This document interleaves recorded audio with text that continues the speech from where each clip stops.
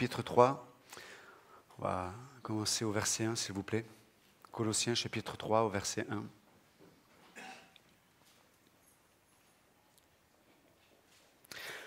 Si donc vous avez été ressuscités avec le Christ, cherchez les choses qui sont en haut, où le Christ est assis à la droite de Dieu. Pensez aux choses qui sont en haut, non pas à celles qui sont sur la terre, car vous êtes morts et votre vie est cachée avec le Christ en Dieu. Quand le Christ, qui est notre vie, sera manifesté, alors vous aussi, vous serez manifestés avec lui en gloire. Mortifiez donc vos membres qui sont sur la terre, la fornication, l'impureté, les affections déréglées, la mauvaise convoitise et la cupidité qui est de l'idolâtrie, à cause desquelles la colère de Dieu vient sur les fils de la désobéissance, parmi lesquels vous aussi, vous avez marché autrefois quand vous viviez dans ces choses. Mais maintenant, renoncez vous aussi à toutes ces choses, colère, courroux, malice, injure, paroles honteuses venant de votre bouche. Ne mentez point l'un à l'autre, ayant dépouillé le vieil homme avec ses actions, ayant revêtu le nouvel homme qui est renouvelé en connaissance selon l'image de celui qui l'a créé, où il n'y a pas de grec et juif, circoncision et incirconcision, barbare, scythe, esclave, homme libre, mais où Christ est tout et en tous. Amen. Vous pouvez vous asseoir.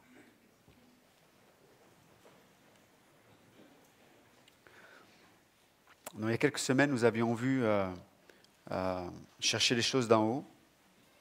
Et ce matin, alors que nous avons lu ce texte, nous allons avancer un peu dans la pensée de Paul. Et c'est intéressant de voir dans ces premiers versets, donc Paul nous rappelle l'œuvre de Christ, en nous rappelant qui est Christ et son œuvre.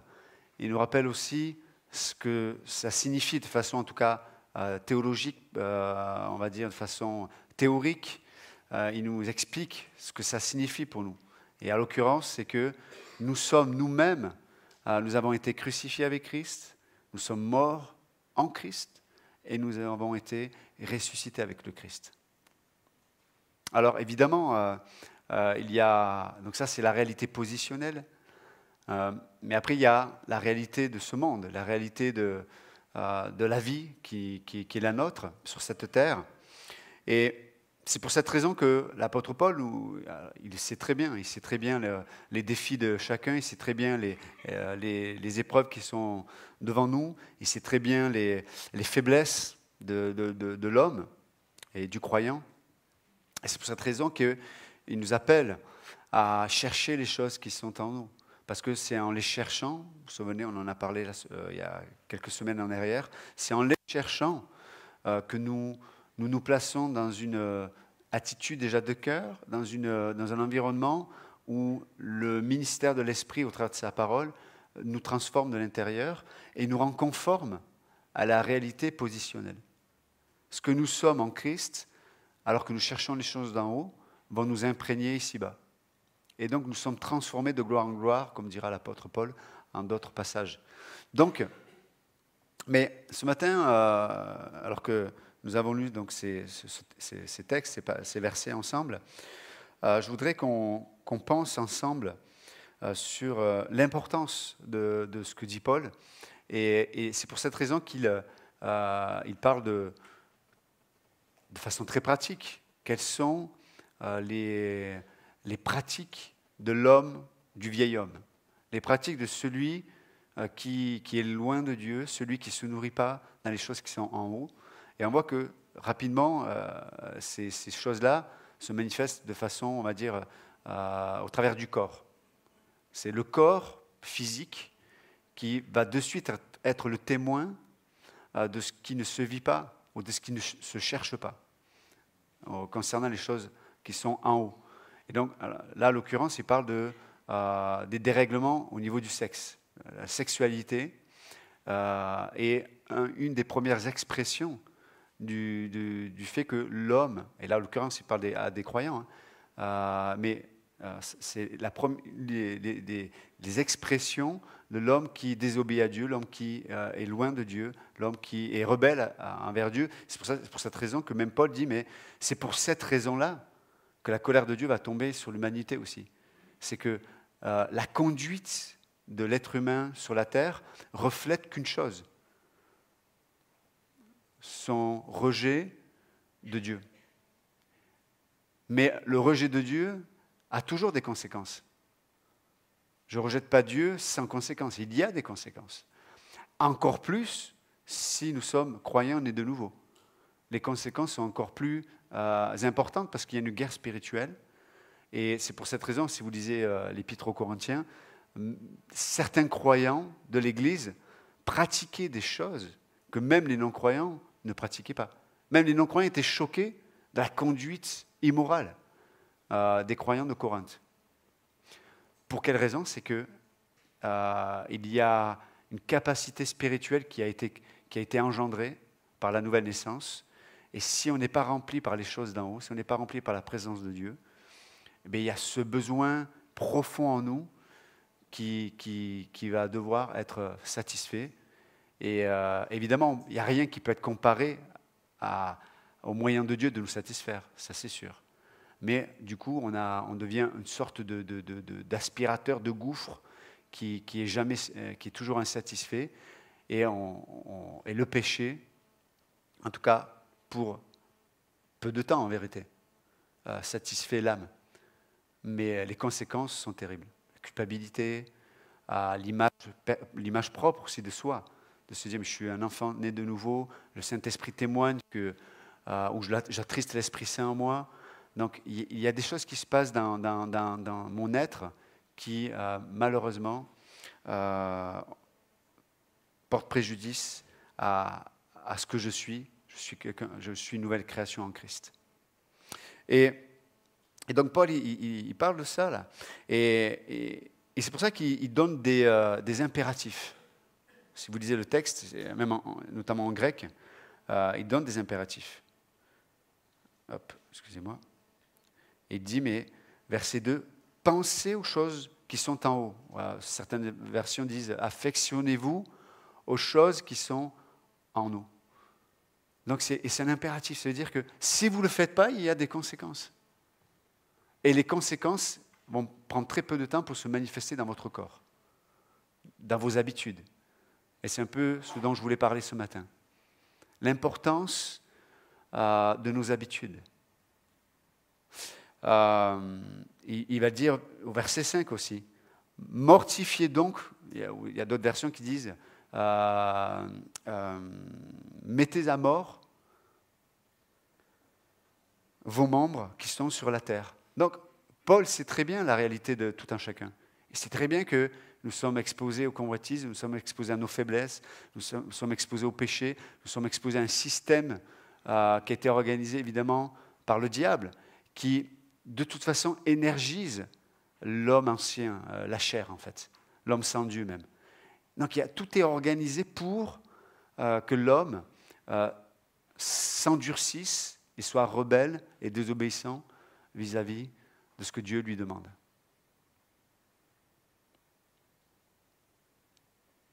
C'est pour ça que lorsque Paul traite dans Romains chapitre 1 de l'homme qui, se vantant d'être sage, est devenu fou, eh bien, alors qu'il parle de ce passage, sur la fin du chapitre 1, on voit qu'il parle rapidement des péchés liés à la sexualité. Parce que c'est une conséquence. Alors certains chrétiens sont tenus en bride par leur éducation religieuse, mais peut-être que dans leur tête, dans leur âme, ils sont sujets à ces convoitises sexuelles ou à d'autres péchés qui sont liés au corps. Comme certaines addictions. Vous savez, c'est pour ça que je parlais du système du monde tout à l'heure, c'est que le but du diable en organisant un système de pensée et de société, parce que la société a une vision de la vie. Vous êtes avec moi? Soyez concentrés, s'il vous plaît. Arrêtez de regarder l'heure, etc., notamment les jeunes. Soyez concentrés, soyez avec moi. D'accord? Pas parce que je ferai quelque chose, mais c'est la parole de Dieu.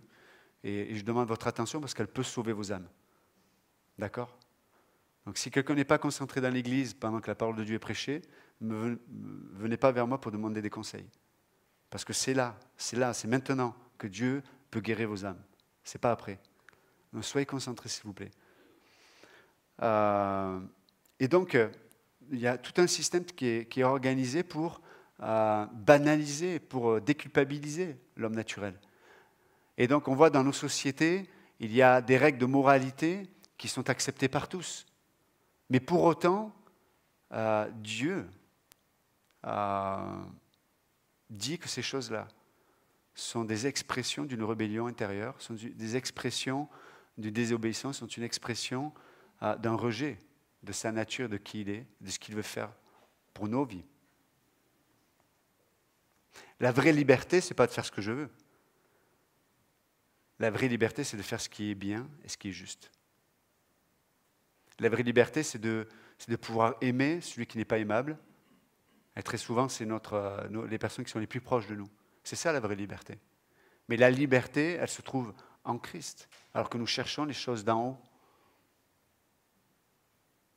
C'est pour ça qu'on a lu la suite. Il est parlé des péchés, après les péchés du corps, il est parlé des péchés de la langue. Il est parlé de la colère. La colère, c'est l'expression de l'homme qui va exprimer sa justice et non pas celle de Dieu. Donc, mais pour parler un peu du sujet qui nous concerne ce matin, le cœur de Dieu, c'est vraiment de nous faire profiter de l'œuvre qu'il a accomplie à la croix. Paul dira ailleurs, mais tout est à vous. Tout a été fait pour vous. On a des richesses, on a une provision, on a un Dieu, on a une présence de ce dernier, on a le corps de Christ, Dieu a tout fait déjà pour nous. Et pour autant, c'est comme si on disait à Dieu, mais ce n'est pas suffisant. Pourquoi ce n'est pas suffisant? Parce que nous cherchons d'autres choses, que les choses qui sont en haut. Si je nourris ma pensée avec quand je dis si je nourris, si je passe beaucoup de temps à regarder, à penser, à réfléchir à certaines choses, ce sont ces choses-là que je vais rechercher. Ce sont ces choses-là qui vont devenir l'intérêt de mes passions et de mes désirs.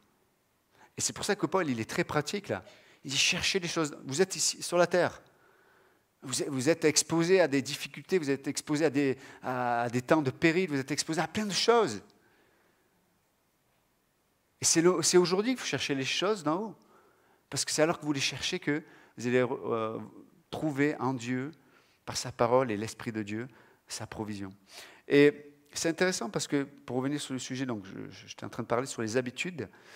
Il y a des bonnes habitudes, il y a des mauvaises habitudes.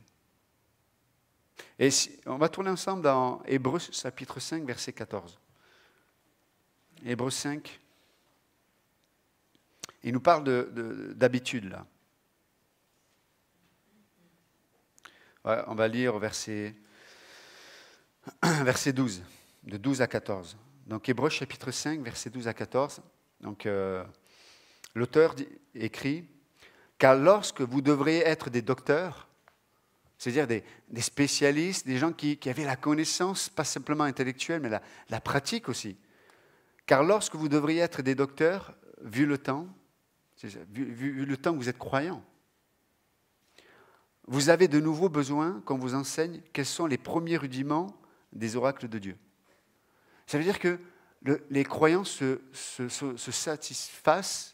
satisfont juste des exhortations, des sujets qui sont toujours les mêmes, où on s'édifie, où on nous dit que des choses qui nous font un peu de bien, parce que dans nos vies, on est tellement superficiel. Et c'est ce qu'il dit là. Vous avez de nouveau besoin qu'on vous enseigne quels sont les premiers rudiments des oracles de Dieu. Est-ce que Dieu m'aime vraiment? Est-ce que je suis vraiment une nouvelle création? Est-ce que vraiment je suis accepté? Est-ce que vraiment Dieu a un plan pour moi? Ce sont les rudiments. Et vous êtes devenus tels que vous avez besoin de lait et non de nourriture solide.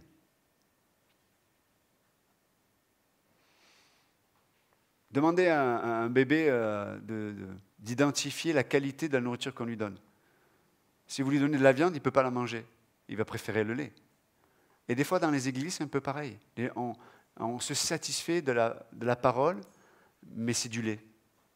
Et dès qu'on amène de la viande, les gens disent, mais c'est dur à manger. Et pour autant, on devrait être à un moment capable de manger de la viande spirituelle. Donc, et non de la nourriture solide. Car quiconque use de lait est inexpérimenté dans la parole de la justice, car il est un petit enfant. Je ne rentre pas sur le sujet, mais verset 14. Mais la nourriture solide est pour les hommes faits, qui, écoutez bien, par le fait de l'habitude, ont le sens exercé à discerner le bien et le mal. C'est intéressant quand même. Donc c'est les habitudes qui produisent en nous le discernement de ce qui est bien et de ce qui est mal, concernant le royaume de Dieu. C'est intéressant quand même. Et si on regarde, par exemple, le mot pour usage en grec, ça parle d'un pouvoir, d'une capacité qui est acquise par la coutume, la pratique ou l'usage. Ça veut dire que la capacité vient, c'est un forgeron qu'on devient forgeron. Je vois que je vous ai éveillé. Là, il s'est trompé, là, attention. Attention, hein. Je peux dire le verset pas correctement, mais là, celui-là, ça, les adages comme ça, il ne faut pas les... Non, c'est vrai. C'est en forgeant qu'on devient forgeron. Et c'est ce que dit l'apôtre Paul dans Colossiens aussi. Mortifiez vos corps, cherchez les choses d'en haut. Il nous parle vraiment des habitudes. Et vous avez remarqué comme moi, et je parle notamment là pour les nouveaux croyants, c'est maintenant qu'il faut prendre les bonnes habitudes.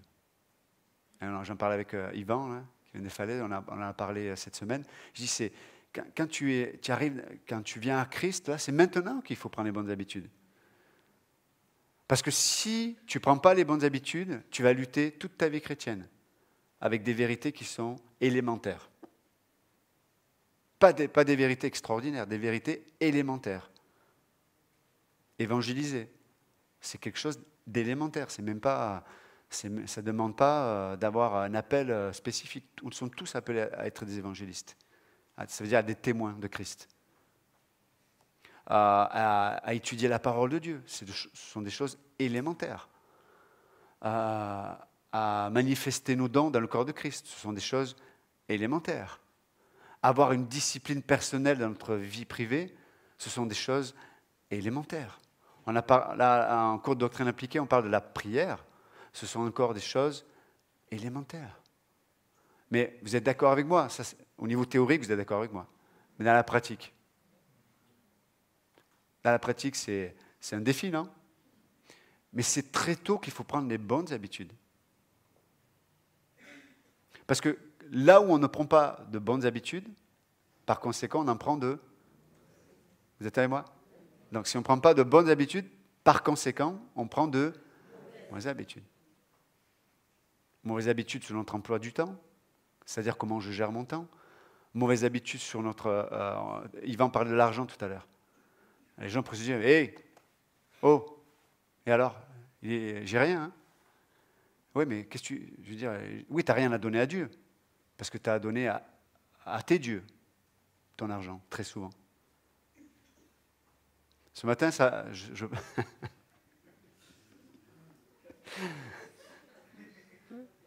Et ce que je vous le dis, je me le dis à moi.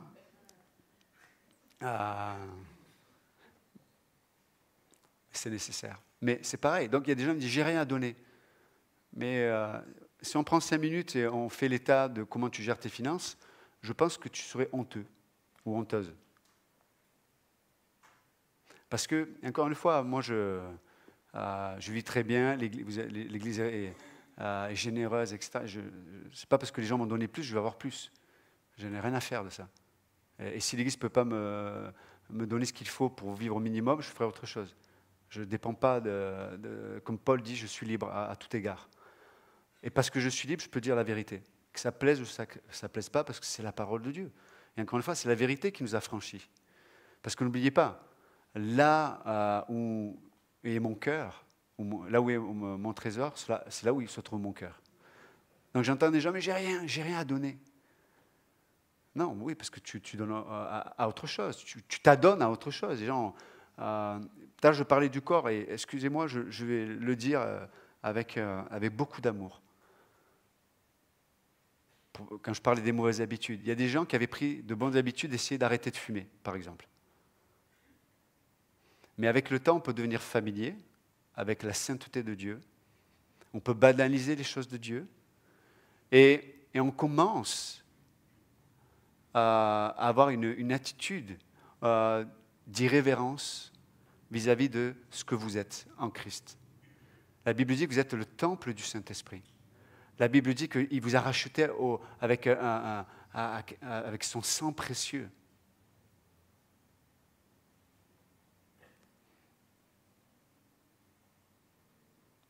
Mais de se dire, on doit prendre une décision.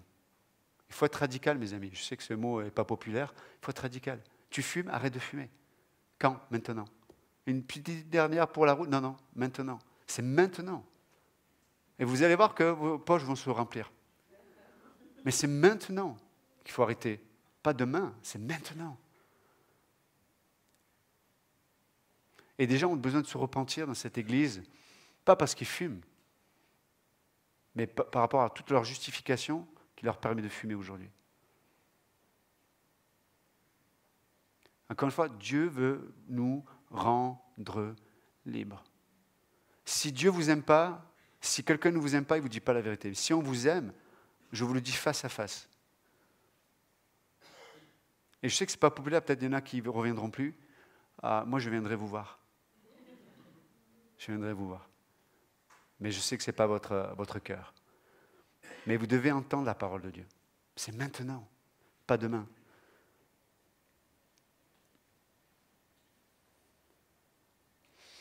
Et donc c'est intéressant ce mot. L'usage, c'est un pouvoir, donc une capacité, une force que j'acquiers par la pratique et l'usage. Comme dans le sport. Au début, je prends une haltère de 1 kg. Rapidement, 1,5 kg.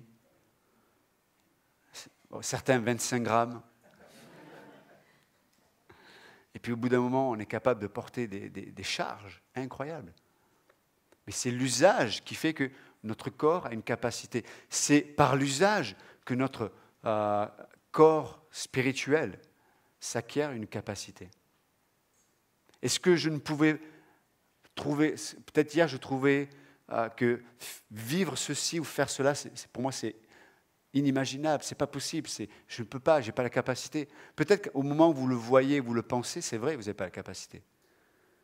Mais par l'usage et par l'obéissance, quand Dieu nous propose ce qu'il nous propose, ça crée une capacité incroyable. Incroyable. Mais ça demande de nourrir de bonnes habitudes. Bonnes habitudes de pensée. Comment tu te vois? Comment tu vois les autres? C'est pour ça qu'il parle de la langue après. Il dit, mais arrêtez de vous mettre en colère, vous êtes enfant de Dieu là. Et il s'énervait à Colosse là. Il s'énervait des situations, il s'énervait des frères et sœurs, il s'énervait de la politique, il s'énervait de... voilà, les routes ne sont pas bien entretenues, les voisins, ceci... On s'énerve, on se met en colère. Il dit, non, arrêtez de vous mettre en colère. Parce que les gens qui se mettent facilement en colère, c'est les gens qui parlent facilement aussi. Des uns et des autres. C'est lié. C'est lié. Donc, Paul, il nous dit, et on revient un peu mortifié, et là, on parle d'usage et d'habitude. Si je n'ai pas l'usage de mortifier, ça veut dire de mettre à mort l'homme ancien, c'est lui qui va étouffer l'homme nouveau. Il va pas le noyer parce qu'il ne peut pas, mais en tout cas, il va faire qu'il ne se manifeste pas. Et après, on se dit, mais pasteur, je ne comprends pas. j'ai ça qui revient dans ma vie, j'ai ceci, j'ai telle pensée, etc., etc. Tu sais, c'est les gens qui se tapent le doigt toute la journée. Je comprends pas, j'ai mal au doigt. Ben, arrête de te taper le doigt. Fais les bonnes choses. Prends soin de ton doigt. Va voir un médecin. C'est pareil. Donc Dieu veut nous encourager ce matin. Et mortifier, ça commence encore une fois par des petites choses. Des petites choses. Dans ce que Dieu dit au travers de... Vous savez, ce que disait Pasteur Texier hier aussi, il disait, mais la connaissance, la théologie, sur Internet, vous trouvez. Hein. Les informations, vous en trouvez plein sur Internet. Mais la sagesse, comme dit Pierre, l'apôtre Pierre, il dit dans son épître, il dit, mais il écrit à ses auditeurs en leur disant de lire et d'obéir à la sagesse qui a été donnée à Paul. La sagesse, elle vient au travers d'hommes et de femmes de Dieu, de frères et de sœurs qui ont une richesse pour vous enrichir.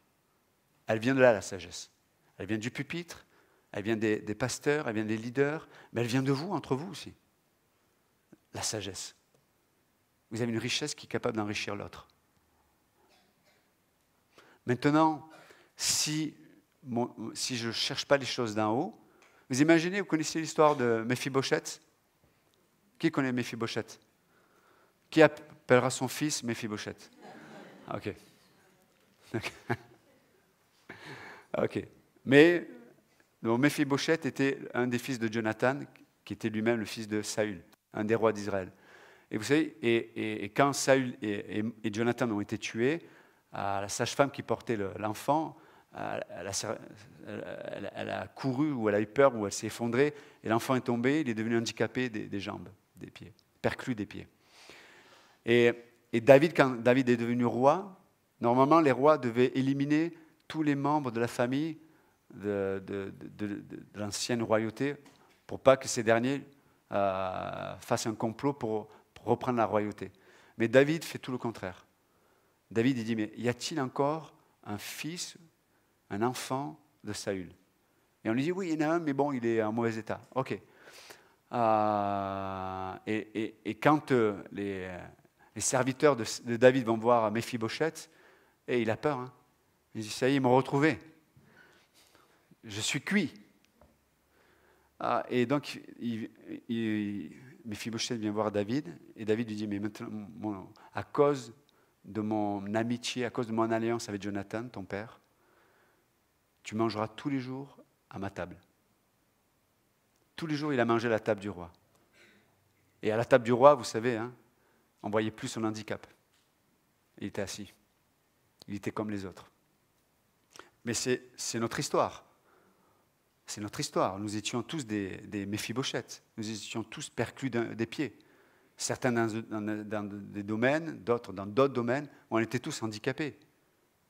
Certains ne pouvaient pas aimer, certains étaient submergés par la colère, certains avaient des addictions, certains ceci ou cela. Mais Dieu nous a invités à sa table. Vrai ou pas? Mais imaginez, pour revenir à Méphibosheth, et David dit, mais ça fait une semaine que je ne vois pas Méphibosheth. Il n'a plus faim, pourquoi il ne vient plus manger? Et un serviteur dit, oui, mais tu sais, en fait, Méphibosheth, c'était plus pratique pour lui de manger les poubelles. Donc, il mange tous les jours les poubelles. Donc, évidemment, il n'a plus faim de venir manger à ta table. Vous diriez quoi, là? Au lieu de venir manger à la table du roi, il mange les poubelles, comme les chiens errants. Vous serez triste, quand même. Mais vous essayerez d'aller voir Méphibosheth, c'est pas possible, Méphibosheth, réveille-toi, fais quelque chose, quoi. Vous avez très bien compris, hein, l'analogie. Des fois, nous sommes peut-être comme ce Méphibosheth. C'est pas dans la Bible, hein, oui, manger les poubelles.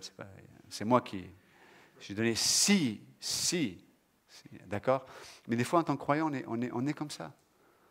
On mange aux poubelles de ce monde et on calomnie les autres, on critique. On se critique, on s'aime pas, on n'accepte pas l'amour de Dieu, et on vit mal. Et on vit mal. Vous vous souvenez de cette histoire qu'avait raconté Pasteur Steven? C'était un monsieur qui avait une moustache, vous vous souvenez, hein, et il dormait sur son canapé, et un de ses enfants est allé dans le frigo prendre du fromage qui pue et lui met sur la moustache comme ça. Puis l'homme, après la sieste, se réveille. Il dit, mais bizarre, ça pue dans ce salon-là. C'est bizarre, il doit y avoir quelque chose. Il sent, il dit, mais ça pue dans le salon. Puis il va dans la cuisine, il dit, mais la cuisine, elle pue, la cuisine. Il va dans sa chambre, il dit, mais cette chambre, elle est terrible, elle pue encore plus, quoi. Il va dans la chambre des enfants, bon, il y a une odeur qui... Non, ça pue aussi. Et partout où il va, ça pue, quoi. Mais c'est pas que il y avait une odeur qui sentait mauvais partout, c'est que l'odeur venait de lui. Et c'est un peu pareil dans nos vies, des fois. Des fois, on a l'impression que nos vies sont horribles, que le monde est horrible, que les promesses de Dieu, ce n'est pas pour moi, que je suis digne de rien du tout, etc. Et en fait, c'est parce qu'on a mis quelque chose sur nous qui fait que tout ce que l'on touche, tout ce que l'on voit, sent mauvais. Mais ce n'est pas la réalité. Nous sommes des enfants de Dieu. Nous allons, mes amis, nous allons ressusciter, je vous le dis. Un jour, nous allons ressusciter. On va ressusciter. Et donc, Paul nous dit, mais aujourd'hui, et je finis avec ça, alors que nous sommes ici-bas, mettez à mort ce que Dieu a déjà crucifié. Notre chair, mettez à mort. Les désirs du corps, on met à mort. C'est-à-dire, on n'erre pas dans nos pensées. On ne commence pas à penser avec les femmes ou les femmes avec des hommes. On ne pense pas à ça. Il y a des choses qu'on ne veut pas voir, des choses qu'on ne veut pas entendre. On veut mortifier notre langue. Jacques III dit, mais la langue, c'est le plus petit des membres. Mais il est capable de mettre le feu à une forêt, il est capable de détruire. C'est le plus petit des membres. Et c'est avec la langue qu'on se fait du mal et qu'on fait du mal aux autres. C'est vrai ou pas? Hein? Et quand vous êtes avec vos amis, de quoi parlez-vous? Est-ce que vous entretenez la pensée de Dieu, la parole de Dieu? Mais si vous entretenez dans des choses naturelles, des choses de ce monde-là, comment pensez-vous avoir une capacité pour les choses d'en haut? Ce n'est pas possible. Ça demande un effort incroyable. Si dans ma vie privée, si je n'ai pas une discipline dans mes relations pour parler des choses d'en haut, quand les choses d'en haut me sont présentées, c'est quelque chose qui est inaccessible pour moi. C'est pour ça que certains croyants voient les pasteurs, les leaders, les missionnaires comme des gens, voilà, mais eux, c'est eux, quoi. Non, comme disait Philippe tout à l'heure, on a les mêmes luttes, on est dans le même monde, hein, je vous rappelle. Je ne suis pas dans une bulle comme Michael Jackson était dans une bulle. Là. Et d'ailleurs, malheureusement pour lui, ça n'a pas suffi, quoi. Mais on n'est pas dans une bulle, non, on vit la vie de tout le monde.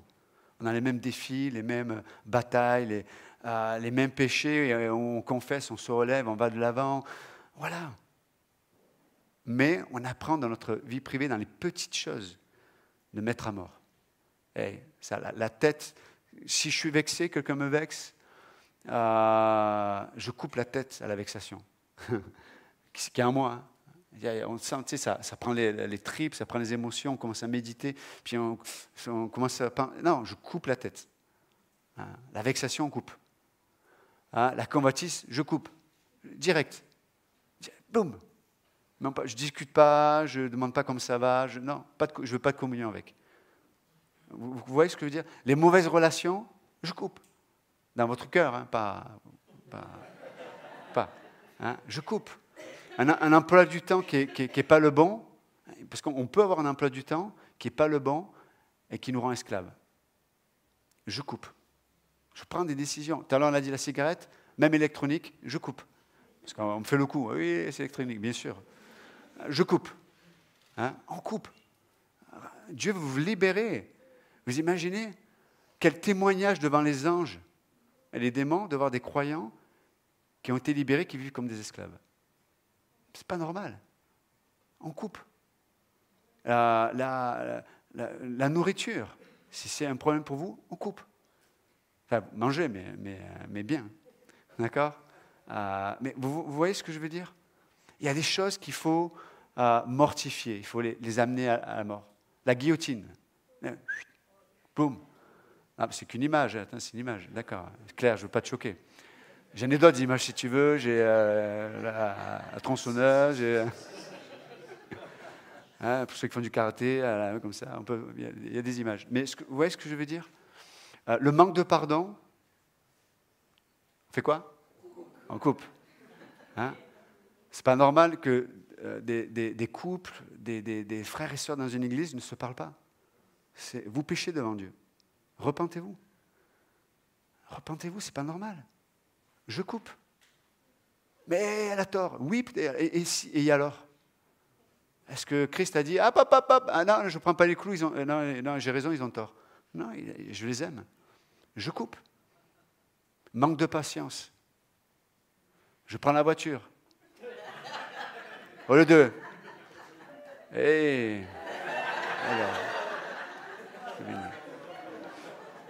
Alors, je coupe. Pour ça, je suis en moto, moi, je m'en fous. Je ne peux pas lâcher Vous voyez ce que je veux dire? C'est vraiment important. D'abord, les bonnes habitudes. Et je finis... par rapport aux mauvaises habitudes, des fois, elles nous amènent dans des circonstances où on va être en difficulté. Je me souviens quand j'étais petit, il n'y a pas longtemps, et j'allais à l'école. Comment s'appelait l'école où ma mère? C'est quoi? Célestin Freinet, voilà. Et il fallait revenir, et puis il y avait un passage qui me faisait gagner 10 secondes, quoi. Mais il y avait un chien, mais je me souviens de ce chien. C'est un berger allemand, mais à long poil. Il était bizarre. C'était bizarre. Mais comme il y avait du monde, je dis bon, allez, mais il y a un jour, mon instinct me dit ne va pas par là. Mais je dis mais je gagne 10 secondes et j'avais faim. Je passe par là et il m'attendait le chien. Et mais vous voyez, les mauvaises habitudes, tu vois, je n'étais pas libre de prendre un autre chemin qui me faisait perdre 10 secondes, quoi. Et je passe par là et puis le chien il m'attendait. Il me commence à me courser. Donc je galope. Et puis il y avait une cour centrale sur cette place, avec un arbre et une grande branche. Je cours, je saute. Mais vraiment, un cabri, quoi. Mais j'ai eu tellement peur qu'il me croque le chien. J'ai sauté trop, j'ai pris la branche. Mais là, donc j'ai fait un soleil. Mais le chien, il m'a même pas mordu. Il dit, mais c'est pitoyable. Même le chien, il m'a dit, mais ce gars, il est pitoyable. Je peux le mordre, il est pas possible, quoi. Et effectivement, il m'a regardé, il m'a dit non, ça, même pas. Même moi, j'aurais honte de mordre ce gars, quoi. Pas possible. Il est parti. Mais juste pour dire que, pour finir, voilà, il y a certaines voies de mauvaises habitudes qui vont nous amener sur des chemins où on va s'exposer. Et je vous garantis, c'est aujourd'hui. C'est maintenant aujourd'hui qu'on prend, que les bonnes habitudes commencent. Selon votre capacité, mais c'est aujourd'hui, c'est maintenant. Amen. Père Céleste, merci encore pour ta parole ce matin. Merci pour ta présence. Merci, c'est par amour, Seigneur, que tu veux nous rendre libres. C'est par amour, Seigneur, que tu nous dis la vérité, pas pour nous condamner loin de là, mais parce que tu désires tellement que nous puissions vivre la réalité de ce que tu as fait de nous. Nous sommes libres en toi. Nous sommes une nouvelle création. Nous sommes bien-aimés. Nous sommes une race élue. Un peuple royal. Sacrificateur devant toi. Nous sommes là avec cette capacité de nous approcher de toi, mais cette capacité aussi de te représenter, ceux qui ne te connaissent pas. Et si ce matin vous êtes dans cette église, dans cette pièce, vous ne connaissez pas Jésus-Christ, peut-être vous souffrez dans votre cœur, peut-être vous avez des habitudes qui vous rendent esclaves. Ce matin, Dieu veut vous libérer. Ce matin, Jésus-Christ, ce Dieu qui par amour est allé à la mort, a été crucifié, mais il est ressuscité. Ce Dieu-là veut devenir votre Dieu. Ce Dieu-là veut changer vos vies. Ce Dieu-là veut vous guérir. Ce Dieu-là veut habiter dans votre cœur. Et si ce matin, vous voulez recevoir Jésus-Christ comme votre sauveur, juste dites-lui, Jésus, je reconnais ton amour. Et ton amour, c'est que tu es mort pour moi. Tu es mort pour mes péchés. Tu es mort pour ma justification. Tu es mort pour ma rébellion. Tu es mort pour ma colère. Tu es mort pour mon manque de pardon, mon manque d'amour. Tu es mort afin que j'aie la vie. Et je crois que tu es ressuscité. Et je te demande ce matin, Jésus-Christ, de devenir mon Dieu. Sauve-moi. Je t'accepte comme mon sauveur ce matin. Et si ce matin, vous avez prié pour recevoir Jésus-Christ comme votre sauveur, alors que les têtes sont baissées et les yeux sont fermés, Et je vous demande juste, c'est un moment peut-être solennel pour certains, ça peut changer votre existence. Il va y avoir un avant et un après. Et si ce matin vous voulez recevoir Jésus-Christ comme votre sauveur, c'est entre vous et Dieu. Vous pouvez juste lever la main, rapidement. Merci pour cette main. Vous pouvez la baisser.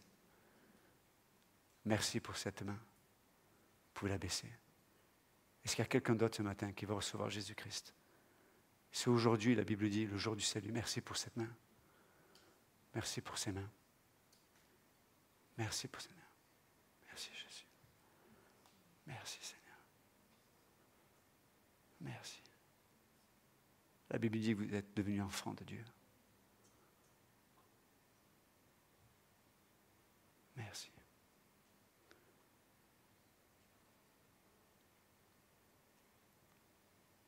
Le ciel se réjouit de votre décision ce matin. La Bible dit que vous êtes devenus, c'est vrai, enfants de Dieu, vous faites partie du... vous avez pour Dieu il est votre Père maintenant. Il va prendre soin de vous. Il va vous porter. Il a un plan éternel pour vous. Que Dieu vous bénisse pour ces mains qui ont été levées ce matin. Et ce matin, nous sommes déjà enfants de Dieu. Et le Saint-Esprit ce matin vous a parlé fortement. C'est peut-être un domaine qui vous fait vivre, non pas comme une personne libre, mais comme un esclave. Ce matin, c'est entre vous et votre Père. Dieu vous dit, apportez-moi votre fardeau. Apportez-moi ce qui vous retient. Laissez tomber vos chaînes. C'est aujourd'hui, maintenant, que Dieu vous appelle. Et juste, c'est entre vous et Dieu, vous pouvez juste dire oui au Seigneur. Oui, oui, papa. Oui, je suis d'accord avec toi. Oui, je ne veux plus vivre comme ça. Oui, je sais que tu as une provision. Oui, je sais que tu m'aimes. Oui, je sais que tu es là. Et Dieu se réjouit, notre Père se réjouit. Et parlez-en à un frère ou une sœur de confiance qui puisse vous accompagner et vous porter alors que vous avez pris cette décision devant Dieu. Père Céleste, nous te bénissons ce matin et te remercions pour ta parole et ton esprit au milieu de nous. Et nous prions cela dans le nom précieux de Jésus-Christ. Amen. Que Dieu vous bénisse. Merci.